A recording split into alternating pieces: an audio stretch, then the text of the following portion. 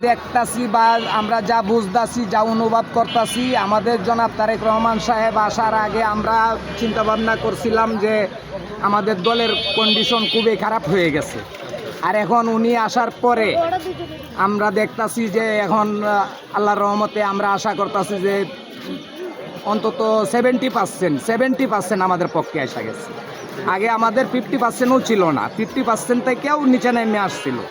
আর এখন উনি আসার পরে উনির যে আদর্শ বা উনির যে ব্যবহার হলো বংশের পরিচয়। উনির ব্যবহার দেখিয়া এখন আমাদের মনে হচ্ছে যে ইনশাল্লাহ আমরা এখন বর্তমানে 70% বা 75% আশা করতেছি। তার মানে আপনারা কি আগে ধারণা করছিলেন যে তারেক রহমান দেশে না আসলে উনি না আসলে আমরা এরকমই ধারণা করছিলাম যে আমাদের দল সুষ্ঠু নির্বাচন দিলে আমাদের দল ক্ষমতায় যাবে না। 5 আগস্টের পরে আমাদের মানে একটা ভয়ভীতি ঢুকে গেছিল আমাদের ভিতরে।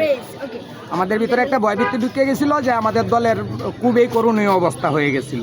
কিন্তু আমাদের চেয়ারম্যান সাহেব আসার পরে এখন আমরা এতটাই উৎসাহিত আছি যে ইনশাল্লাহ যদি সুষ্ঠু নির্বাচন হয়, হ্যাঁ, একদম নিরপেক্ষ একটা নির্বাচন হয়, তাহলে আমরা অন্তত সারা বাংলাদেশের 100-এর মধ্যে 75% ভোট পাই আমরা নির্বাচিত হব ইনশাল্লাহ।